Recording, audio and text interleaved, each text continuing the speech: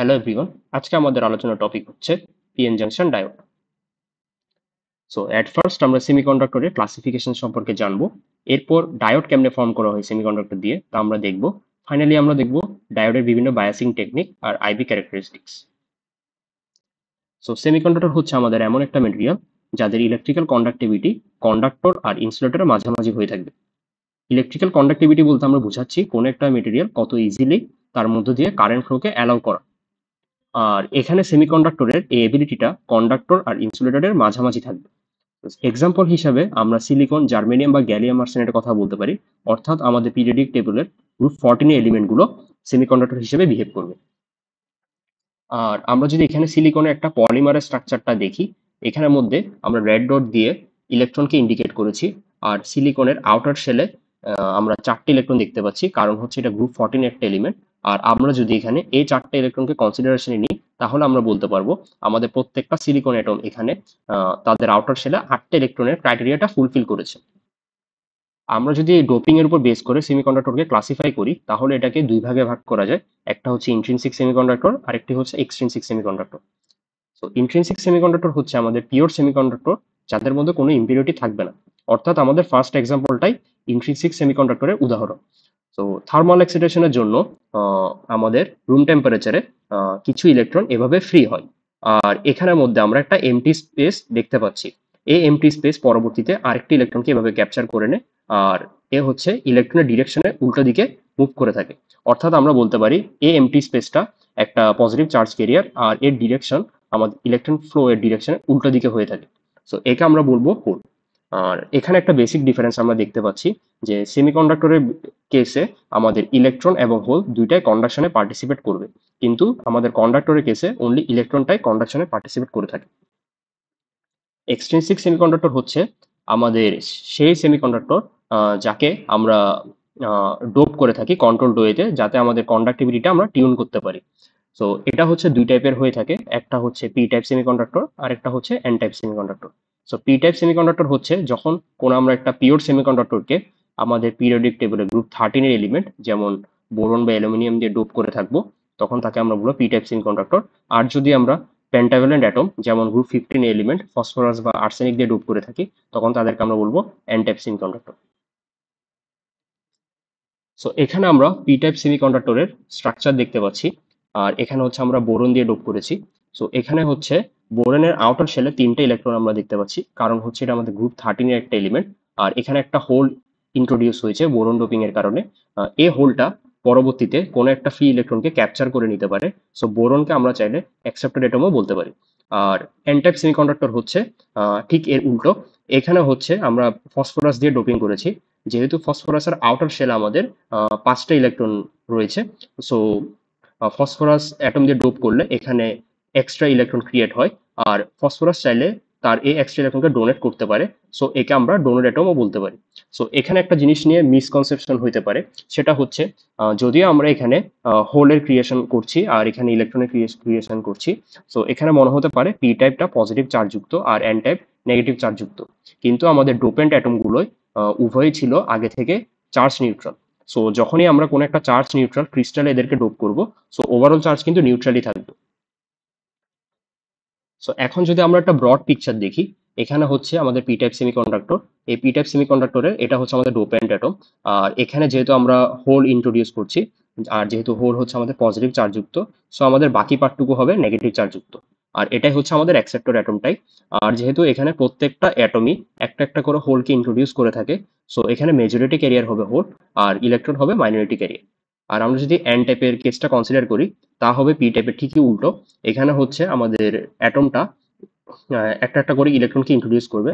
আর যেহেতু ইলেকট্রন হচ্ছে আমাদের নেগেটিভ চার্জযুক্ত, সো আমাদের বাকি পার্টটুকু হবে পজিটিভ চার্জযুক্ত, যেটা হচ্ছে আমাদের ডোনর অ্যাটম। আর যেহেতু হচ্ছে আমাদের এন টাইপ সেমিকন্ডাক্টরে ডোপেন অ্যাটমগুলো ইলেকট্রনকে ইন্ট্রোডিউস করে থাকে, সো এখানে মেজরিটি ক্যারিয়ার হবে ইলেকট্রন আর মাইনরিটি ক্যারিয়ার হবে হোল। সো আমরা যদি এখন পি টাইপ আর এন টাইপ সেমিকন্ডাক্টরকে এভাবে জয়েন করে থাকি, তাহলে আমরা পিএন জাংশন ডায়োডকে ফর্ম করতে পারি। সো এখানে একটা জিনিস যদি আমরা লক্ষ্য করি, তাহলে হচ্ছে দেখতে পাই এখানে হচ্ছে আমাদের এন টাইপ সেমিকন্ডাক্টরে ইলেকট্রনের কনসেন্ট্রেশনটা আমাদের পি টাইপ সেমিকন্ডাক্টরে ইলেকট্রনের কনসেন্ট্রেশন থেকে অনেক বেশি থাকবে। সো এখানে আমাদের ইলেকট্রনগুলো এখানে এন সাইড থেকে পি সাইডের দিকে কনসেন্ট্রেশন গ্রেডিয়েন্টের জন্য ডিফিউজ করবে। সো এখানে হচ্ছে এরা হোলের সাথে রিকম্বাইন করে ফেলবে, আর এরকম একটা আমাদের ফ্রি ক্যারিয়ার মুক্ত একটা রিজিয়ন আমাদের ক্রিয়েট করবে, যেখানে অনলি ইমোবাইলস আয়নগুলো থাকবে। এই ইমোবাইলস আয়নের রিজিয়নকে আমরা বলবো ডিপ্রেশন রিজিয়ন। আর এখানে হচ্ছে প্লাস চার্জ থেকে মাইনাস চার্জের দিকে একটা ইলেকট্রিক ফিল্ড আমরা দেখতে পাবো। এই ইলেকট্রিক ফিল্ডের জন্য একটা বিল্ট ইন পটেনশিয়াল ক্রিয়েট হবে, যেটাকে আমরা ভিবিআই দিয়ে ডিনোট করেছি। আর আমরা জানি আমাদের ইলেকট্রিক ফিল্ডের দিক বরাবর আমাদের পজিটিভ চার্জগুলো মুভ করে। সো এখানে পজিটিভ চার্জগুলো এভাবে আমাদের বাম পাশে মুভ করবে। আর আমরা যদি এখানে এন সাইডের ইলেকট্রনগুলো কনসিডার করি, যেহেতু ইলেকট্রনগুলো আমাদের নেগেটিভ চার্জযুক্ত, সো এরা ইলেকট্রিক ফিল্ডের উল্টো দিকে মুভ করবে। সো এরা হচ্ছে আমাদের পোলের দিকে ঠিক উল্টো দিকে এভাবে মুভ করবে। কিন্তু আমরা যদি মাইনরিটি ক্যারিয়ারগুলো কনসিডার করি পি টাইপ আর এন টাইপে, তাহলে আমরা দেখতে পাবো আমাদের পি টাইপে ইলেকট্রনগুলো ইলেকট্রিক ফিল্ডের উল্টো দিকে মুভ করার কারণে জাংশনে ক্রস করবে। আর এন টাইপের আমাদের হোলগুলো ইলেকট্রিক ফিল্ডের ডিরেকশন বরাবর মুভ করার কারণে জাংশন ক্রস করবে। সো এখানে আমরা মাইনরিটি ক্যারিয়ার জন্য একটা কারেন্ট ফ্লো পাবো, যেটা হচ্ছে ড্রিফট কারেন্ট। আর জিরো বায়াস কন্ডিশনে আমাদের এই যে মাইনরিটি ক্যারিয়ারের জন্য যে ড্রিফট কারেন্টটা পেয়েছি, এটা হচ্ছে ইনিশিয়ালি যে কনসেন্ট্রেশন গ্রেডিয়েন্টের জন্য একটা কারেন্ট ফ্লো হয়েছিল তাকে ক্যান্সেল আউট করে ফেলবে। সো আমাদের ওভারঅল কারেন্ট হবে জিরো। সো এখন হচ্ছে আমরা ডিফারেন্ট বায়াসিং টেকনিক সম্পর্কে জানবো। এখানে হচ্ছে আমরা দেখতে পাচ্ছি আমাদের ডিপ্রেশন রিজিয়নের ইলেকট্রিক ফিল্ডের ডিরেকশনটা আমাদের প্লাস থেকে মাইনাসের দিকে ছিল। আর আমরা যদি এই ডিরেকশনের ঠিক উল্টো দিকে একটা ভোল্টেজ সোর্স কিভাবে অ্যাপ্লাই করি, তাহলে তাকে আমরা বলবো ফরওয়ার্ড বায়াস। আর আমরা যদি এই ইলেকট্রিক ফিল্ডের ডিরেকশন বরাবর একটা ভোল্টেজ সোর্সকে অ্যাপ্লাই করি, তাহলে তাকে আমরা বলবো রিভার্স বায়াস। সো এখন যদি আমরা ফরওয়ার্ড বায়াস কন্ডিশনে এই ভোল্টেজ সোর্সটাকে ইনক্রিজ করে থাকি, তাহলে হচ্ছে আমরা দেখতে পাবো এই পজিটিভ টার্মিনালটা যেহেতু আমাদের পি সাইডের সাথে কানেক্টেড, সো এরা হচ্ছে এ প্লাস চার্জটা এই হোলকে এভাবে পুশ করবে। আর এখানে এই যে নেগেটিভ চার্জটা আমাদের নেগেটিভ টার্মিনালটা আমাদের এন সাইডের ইলেকট্রনকে এভাবে পুশ করবে। সো এতে আমাদের ডিপ্রেশন রিজিয়নের উইথটা কমে যাবে। যেহেতু আমাদের ডিপ্রেশন রিজিয়নের আগে থেকে একটা বিল্ট ইন পটেনশিয়াল ছিল, আর এই বিল্ট ইন পটেনশিয়ালের ডিরেকশনটা আমাদের এই ভোল্টেজ সোর্সের উল্টো দিকে। সো যতক্ষণ পর্যন্ত আমাদের এই ভোল্টেজ সোর্সের ভ্যালুটা আমাদের বিল্ট ইন ভোল্টেজ থেকে কম থাকবে, ততক্ষণ পর্যন্ত আমরা কোনো কারেন্ট পাবো না। কিন্তু আমাদের এই ভোল্টেজটা যদি আমরা আরো বেশি ইনক্রিজ করে থাকি, একটা পর্যায়ে গিয়ে এটা বিল্ট ইন ভোল্টেজ থেকে অনেক বেশি বেশি হয়ে যাবে। তখন কি হবে, আমাদের ডিপ্রেশন রিজিয়নটা আরো বেশি ছোট হয়ে যাবে, তখন আরো বেশি ক্যারিয়ার ফ্লো করতে থাকবে এভাবে। আর যেহেতু আমরা জানি আমাদের হোলের ডিরেকশন বরাবরই কারেন্ট ফ্লো এর ডিরেকশনটা ফিক্স হয়। সো আমাদের হোলের জন্য কারেন্ট ফ্লো এর ডিরেকশন হবে পি থেকে এন এর দিকে। আর যেহেতু আমরা জানি ইলেকট্রন ফ্লো এর আমাদের উল্টো দিক বরাবর আমাদের কনভেনশনাল কারেন্টের ডিরেকশনটা ফিক্স হয়।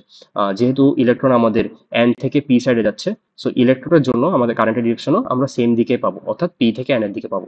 সো আমাদের ফরওয়ার্ড কারেন্টের ডিরেকশনটা হবে এভাবে। আর এই যে ফরওয়ার্ড কারেন্টটা এটা হঠাৎ করে অনেক বেশি রাইজ করবে যদি আমরা বিল্ট ইন ভোল্টেজ থেকে অনেক বেশি ভোল্টেজ দিয়ে থাকি।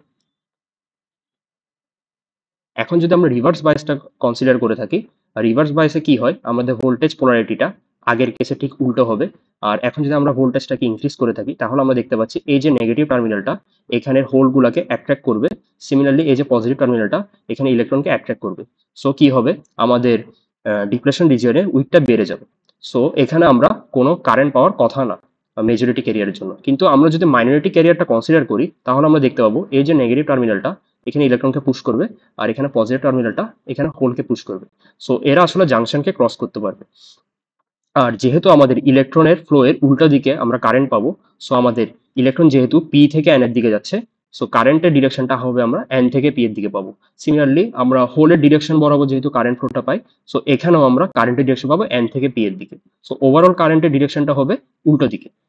এই জন্য আমরা আগের কেসে যে কারেন্টের ডিরেকশনটা দেখিয়েছি, এখন তার উল্টো দিক বরাবর আমরা আমাদের মাইনরিটি ক্যারিয়ারে কারেন্টটা দেখাবো। কিন্তু এখানে কারেন্টের ভ্যালুটা খুবই কম হবে, কারণ হচ্ছে এখানে কারেন্ট আমরা পাচ্ছি মাইনরিটি ক্যারিয়ার জন্য যাদের কনসেন্ট্রেশন খুবই কম।